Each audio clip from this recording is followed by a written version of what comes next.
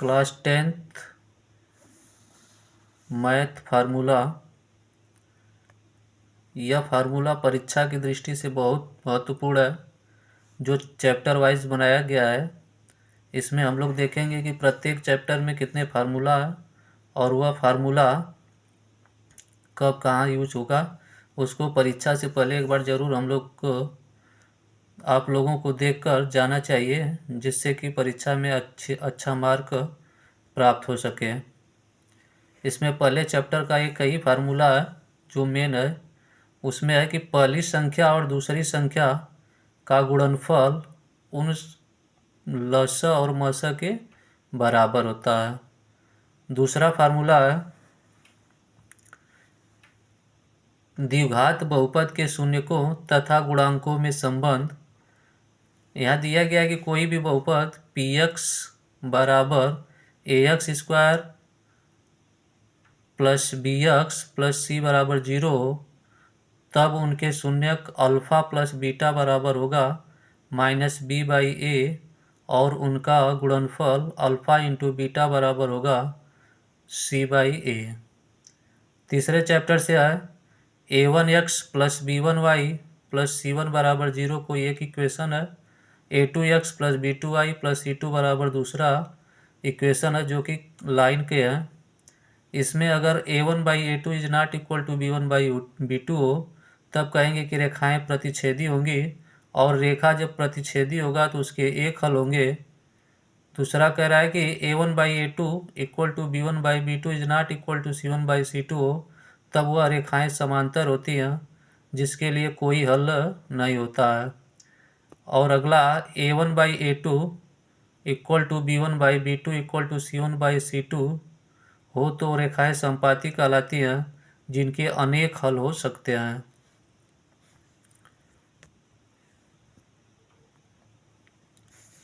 रेखाओं के संगत होने का प्रतिबंध है कि a1/a2 is not equal to b1/b2। दूसरा कंडीशन है a1/a2 equal to b1/b2 equal to c1/c2। अर्थात अगर कोई भी रेखा जो प्रतिच्छेदी हो और संपाती हो तब वह संगत होते हैं। असंगत होने का कंडीशन है a1/a2 equal to b1/b2 is not equal to c1/c2 हो, या कोई भी रेखा समांतर हो तब वह असंगत होती है। अगले चैप्टर द्विघात समीकरण से है। द्विघात समीकरण का मानक रूप होता है ax square plus bx plus c बराबर 0, जिसमें विविक्तर d बराबर होगा b स्क्वायर माइनस 4ac। मूलों की प्रकृति के फार्मूला है b स्क्वायर माइनस 4ac अगर 0 से बड़ा है तो इसका मतलब मूल वास्तविक तथा भिन्न भिन्न होंगे। दूसरा कंडीशन है कि b स्क्वायर माइनस 4ac बराबर 0 हो, तब मूल वास्तविक तथा बराबर होते हैं। अगला कंडीशन है कि b square minus 4ac less than 0 हो, तब मूल काल्पनिक होते हैं। द्विघात सूत्र होता है x बराबर minus B plus minus under root B square minus 4ac upon 2a। फिर द्विघात समीकरण बनाने का फार्मूला है x स्क्वायर माइनस मूलों का योग इंटू x प्लस मूलों का गुणनफल। चैप्टर नंबर 5 से है समांतर श्रेणी। समांतर श्रेणी का nवां पद a plus n minus 1 into D होता है, जहाँ a को प्रथम पद कहते हैं, d को सर्वांतर तथा सर्वांतर ज्ञात करने का नियम होता है दूसरे टर्म माइनस पहला टर्म, अर्थात d बराबर t2 माइनस t1। समांतर श्रेणी के n पदों का योग Sn बराबर होता है n/2 ब्रैकेट में 2a plus n minus 1 into D. वहीं Sn बराबर होता है n/2 ब्रैकेट में a प्लस l, जिसमें a को प्रथम पद और l को लास्ट टर्म कहते हैं। समरूप त्रिभुज, इसमें है कि दो त्रिभुज समरूप होंगे यदि उनके कोण बराबर हो। दूसरा कंडीशन है कि भुजाओं का अनुपात बराबर हो। त्रिभुजों के समरूप होने की कसौटियाँ हैं। कोई भी त्रिभुज समरूप होगा यदि उसके तीनों कोण बराबर हो, जिसे एंगल एंगल या कोण कोण कसौटी कहते हैं। दूसरा, या इसी में अगर दो कोण बराबर हो तब भी त्रिभुज समरूप होगा, जिसे कोण कोण कसौटी कहते हैं। अगला कंडीशन है कि अगर किसी त्रिभुज के तीनों साइड बराबर हो तो उसे भुजा भुजा कसौटी के द्वारा कहते हैं कि त्रिभुज समरूप है। अगर उसी त्रिभुज के दो साइड और एक कोण बराबर हो तब उसे भुजा कसौटी कहते हैं कि जिसके कारण त्रिभुज समरूप हो। पाइथागोरस थ्योरम होता है कर्ण का स्क्वायर बराबर आधार का स्क्वायर प्लस लंब का स्क्वायर। निर्देशांक ज्यामिति दो बिंदुओं के बीच की दूरी √x1 - x2 का स्क्वायर प्लस y1 - y2 का स्क्वायर होता है। मूल बिंदु से दूरी होती है √x² प्लस y स्क्वायर। विभाजन सूत्र होता है x बराबर m1x2 प्लस m2x1 अपान m1 प्लस m2। वहीं y बराबर होगा m1y2 प्लस m2 y1 अपान m1 प्लस m2। अगला फार्मूला है मध्य बिंदु का निर्देशांक x1 प्लस x2 अपान 2 y1 प्लस y2 अपान 2। त्रिभुज का क्षेत्रफल होता है 1/2 x1 ब्रैकेट में y2 minus y3 plus x2 y3 minus y1 plus x3 y1 minus y2। और अगला कंडीशन है कि तीन बिंदुओं के संरेख होने का प्रतिबंध होता है कि त्रिभुज का क्षेत्रफल 0 के बराबर हो। त्रिकोणमिति के अनुपात। त्रिकोणमिति के 6 अनुपात होते हैं, जिसे साइन, कास, टैन, काट, सेक, कोसेक कहते हैं। इसमें त्रिकोणमिति अनुपात साइन थीटा बराबर होता है लंब बटा कर्ण, कास थीटा बराबर होता है आधार बटा कर्ण, टैन थीटा बराबर लंब बटा आधार होता है।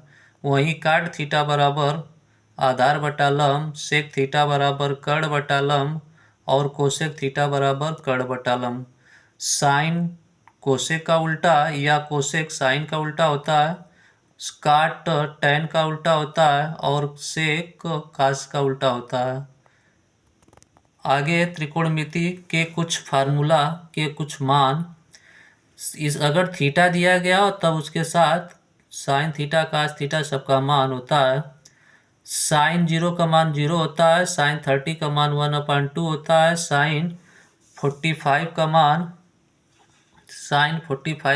1/√2 होता है, साइन 60 का मान √3/2 होता है, साइन 90 का मान 1 होगा।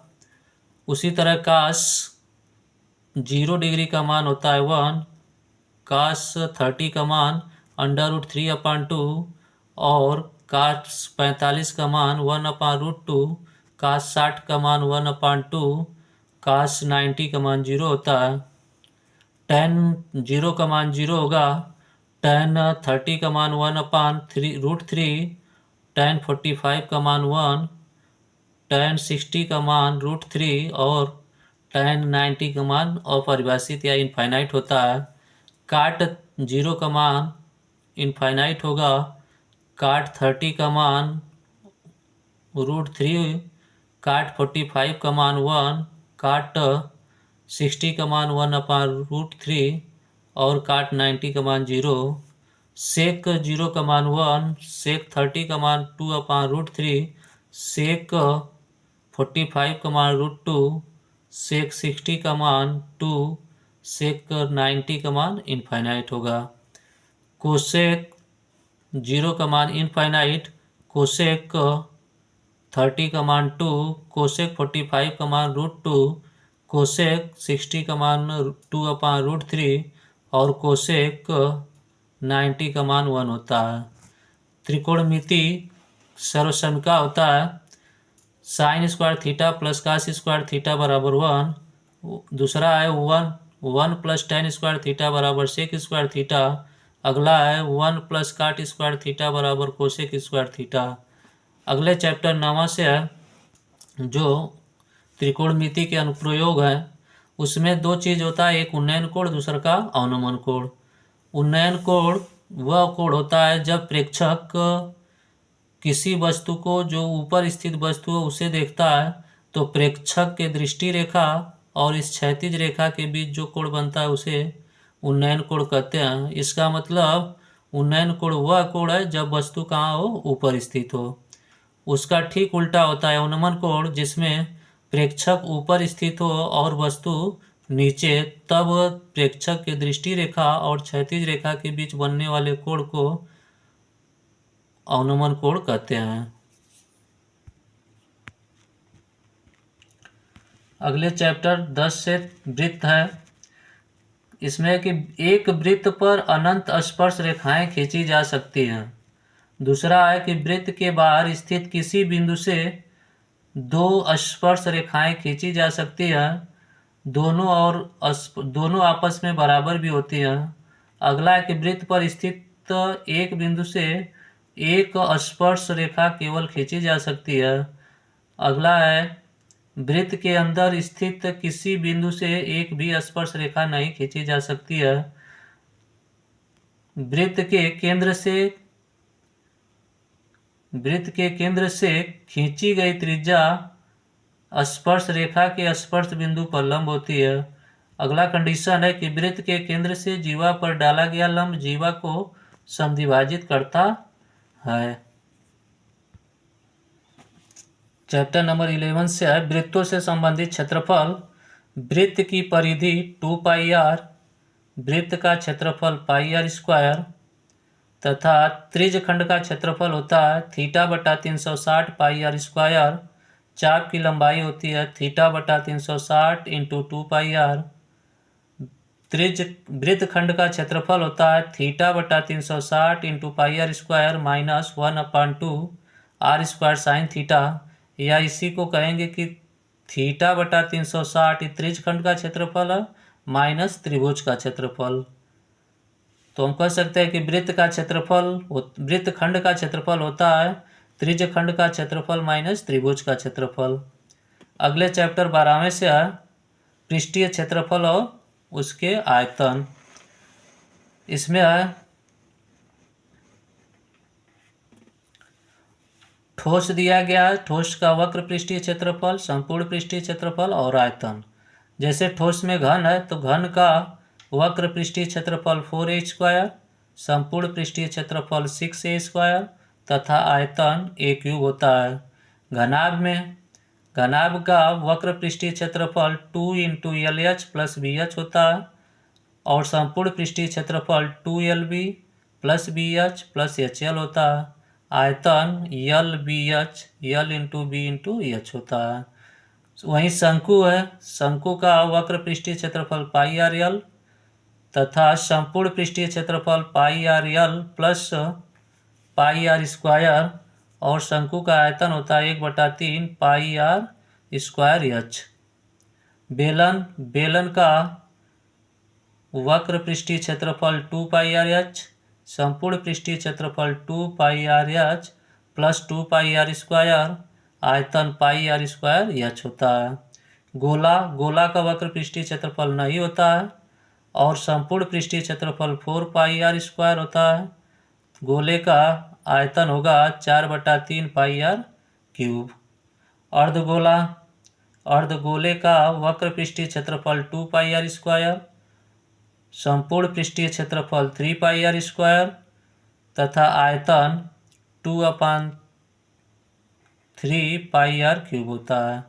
सांख्यिकी में चैप्टर नंबर 13 है सांख्यिकी। इसमें माध्य बराबर होता है जिसे मीन कहते हैं सिग्मा fi × xi/fi। माध्यिका बराबर मतलब मीडियन यल बराबर होता है L + n/2 - f/f × h होता है।